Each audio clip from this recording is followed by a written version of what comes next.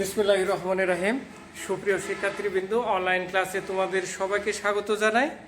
আজ আমি পদার্থবিজ্ঞান চলতড়িৎ নবম দশম এবং এসএসসি পরীক্ষার্থীদের জন্য গুরুত্বপূর্ণ কিছু টপিক নিয়ে উপস্থিত হয়েছি। আজের আমাদের পাঠটা ছিল বর্তনী নিয়ে কথা বলার পরে আমরা আরো কিছু কাজ করব। তো এসো যে বর্তনীটা কি, অর্থাৎ তড়িৎ বর্তনীটা কি। তড়িৎ চলার যে সম্পূর্ণ যে পথ সেটাই কি বর্তনী। তড়িৎ চলার যে সম্পূর্ণ পথ সেটা কি বর্তনী। আমরা যদি এইভাবে আঁকিয়ে নিই, এখানে আমরা একটা সুইচ দিয়ে দিলাম আর এই তড়িৎটা কি এই দিক দিয়ে এখানে প্রবাহিত হবে, অর্থাৎ তড়িৎ চলার সম্পূর্ণ যে পথ সেটাই কি বর্তনী। বর্তনী হলো দুই ধরনের, একটা শ্রেণী বর্তনী এবং সমান্তরাল বর্তনী। তাহলে এসো শ্রেণী বর্তনীটা কি, শ্রেণী বর্তনীটা কি, শ্রেণী বর্তনীটা কি ধরনের। শ্রেণী বর্তনীটা কি বলা হয়েছে, যে বর্তনীতে তড়িৎ উপকরণগুলো একটার পর একটা ধারাবাহিকভাবে সাজানো থাকে, একটার পর একটা সাজানো থাকে, সেটাকেই বলে কি শ্রেণী বর্তনী। দেখো আমরা এখানে যে কাজটা দিয়েছি এটা একটা সার্কিট বা বর্তনী। আমরা এই জায়গাতে কি করব, এখানে একটা বাল্ব লাগাবো, এখানে একটা বাল্ব লাগাবো, এখানে একটা বাল্ব লাগিয়ে দিলাম। তাহলে বাল্ব লাগিয়ে দিলাম, এটার কে যদি আমরা এখানে এ বলি, এখানে আমরা বি বলি, আর এখানে যদি একটা সি বিন্দু বলা হয়, তাহলে বলা হয়েছে এটা কি তড়িৎ কোষ বা বিদ্যুৎ কোষ। এর ভিতর দিয়ে কি আই পরিমাণে তড়িৎ প্রবাহ হচ্ছে। আমরা দুইটা বাল্ব জ্বালিয়ে রাখছি, এটাকে যদি আমরা B1 এটাকে যদি B2 বলি, যেহেতু এই বর্তনীতে তড়িৎ চলবে কি একটা পথ দিয়ে, হ্যাঁ, তাহলে আমি যদি এ বিন্দু, বি বিন্দু এবং সি বিন্দুতে যদি একটা গ্যালভানোমিটার লাগাই, তাহলে আমরা দেখব যে প্রত্যেক জায়গাতে একই পরিমাণে বিদ্যুৎ প্রবাহ হয়েছে। এরপর এসো এই কাজটা আমরা বিয়ের বাড়িতে যে অনুষ্ঠানগুলো হয়, এখানে যে বাতিগুলো জ্বলে, টিপটাপ করে যে বাতিগুলো জ্বলে, এই বাতিগুলো এই শ্রেণী বর্তনীতে সাজানো থাকে। এবার এসো সমান্তরাল বর্তনী। সমান্তরাল, তাহলে সমান্তরাল বর্তনীটা কি আমরা বলবো যে তড়িৎ যে বর্তনী থাকবে, এই বর্তনীতে তড়িৎ উপকরণগুলোর এক প্রান্তে একটা বিন্দু থাকবে, ঠিক অপর প্রান্তে আর একটা থাকবে, এবং তড়িৎ যে প্রবাহ হবে এই দুই বিন্দুতে তাদের কি হবে, সমান হবে। তো এসো আমরা এটা একটু দেখাই, দেখলেই তোমরা চিত্র দেখলে এটাকে বুঝতে পারবে।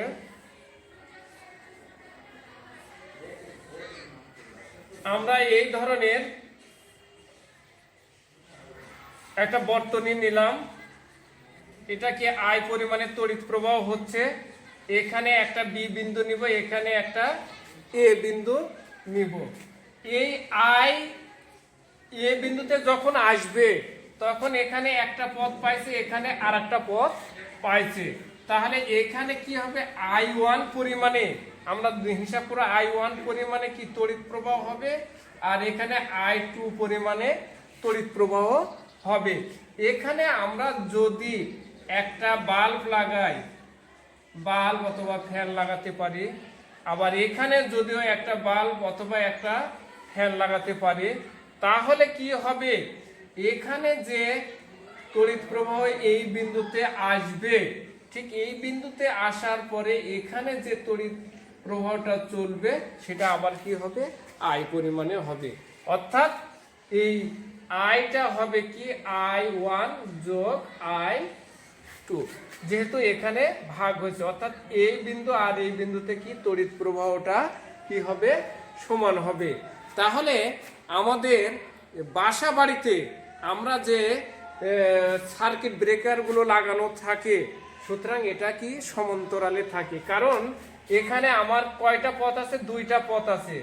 যদি কোনো কারণে এই পথটা নষ্ট হয়ে যায় তাহলে কিন্তু আমার আর একটা বাল্ব জ্বলবে, অথবা এখানে যদি আমার আরো কিছু ফ্যান লাগানো থাকে, এখানে যদি ফ্যান লাগানো থাকে তাহলে এটাও কিন্তু হবে, চলতে থাকবে, কারণ পথ দুইটা। আর এখানে কি ছিল, আমাদের একটা পথ ছিল, কোনো কারণে যদি এখানে ডিসকানেক্ট হয়ে যায় তাহলে এই দুইটা বাল্বটা কি হয়ে যাবে, অচল হয়ে যাবে, অর্থাৎ জ্বলবে না। তো সেজন্য আমরা বাসা বাড়িতে কোনটা ব্যবহার করব, সমান্তরাল বর্তনী। এবার এসো আমরা তুল্য রোধ নিয়ে কথা বলি। তুল্য রোধটা কি? তুল্য রোধ আমরা এর আগেও বলেছি, রোধটা কি, যে তড়িৎ প্রবাহ যার ভিতর দিয়ে যাবে সেখানে যদি বিদ্যুৎ বাধাপ্রাপ্ত হয় এটাই কি, রোধ। এখন তুল্য রোধটা কি? আমরা বর্তনীতে একাধিক সন্নিবেশের পরিবর্তে যদি একটি মাত্র রোধ ব্যবহার করি তাহলে সেটাকে আমরা কি বলবো, তুল্য রোধ। এই তুল্য রোধটা আবার দুই ধরনের, একটা শ্রেণী তুল্য রোধ আর একটা সমান্তরাল তুল্য রোধ। এখন শ্রেণী তুল্য রোধটা কি? এখন আমরা কিছু সময় আগে যে বর্তনীটা দেখাইছি আমরা বলে দিলাম।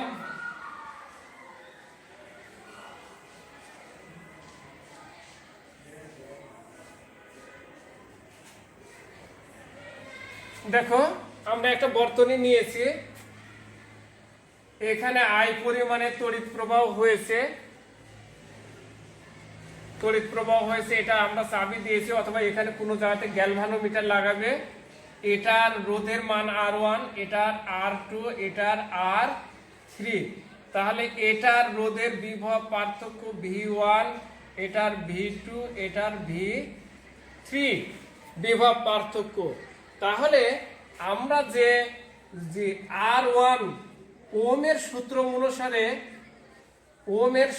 অনুসারে এই যে আরটা কি ছিল, R1 রোধের দুই প্রান্তের যে বিভব পার্থক্য V1, V সমান কি, আমরা বলেছিলাম V সমান I R।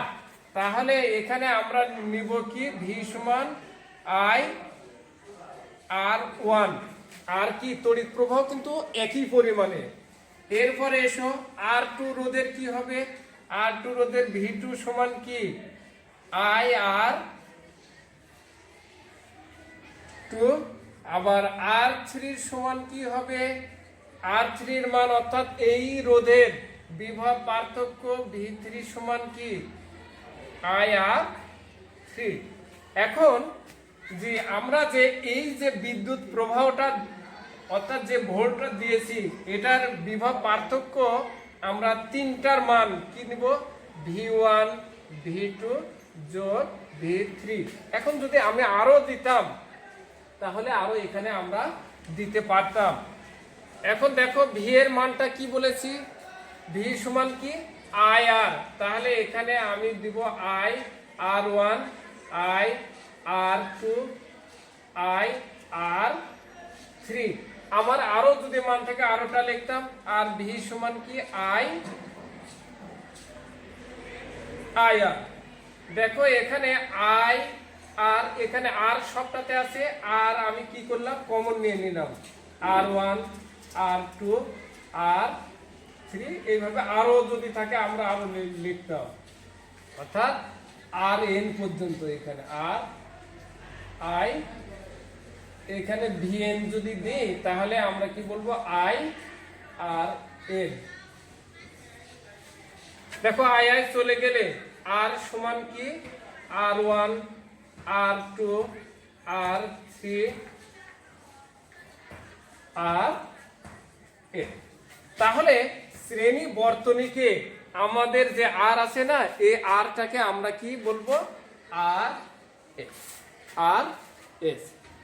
এখন যদি দেখো এখানে যদি 2 ওহম, এখানে যদি ওহম, এখানে যদি 5 ওহম কি রোধ হয়, তাহলে এর তুল্য রোধটা কি হবে? আমরা এখানে একটা গাণিতিক সমস্যাটাও সমাধান করতে পারি। তাহলে এখানে কি R1 কত আছে? 2 ওহম, R2 3 ওহম, আর R3 5 ওহম। আমরা জানি কি, জানি RS সমান কয়টা আছে? 3টা।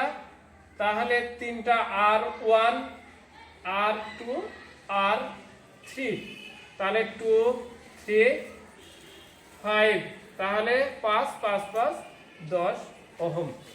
ঠিক এইভাবে আমরা গাণিতিক সমস্যাগুলো সমাধান করতে পারি।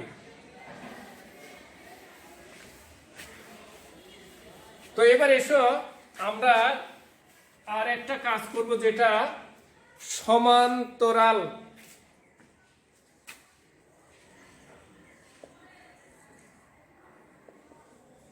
সমান্তরাল সন্নিবেশটা তুল্য রোধটা কি? বলা হয়েছে কতগুলো, আমরা কিছু সময় আগে বলেছি যে একটা বিন্দুতে কতগুলো রোধ আমাদের যুক্ত করব। দেখা যাক, আমরা সার্কিটটা এঁকে নিই। আমরা এই বিন্দুতে কি হয়েছে? ভাগ হয়ে গেছে।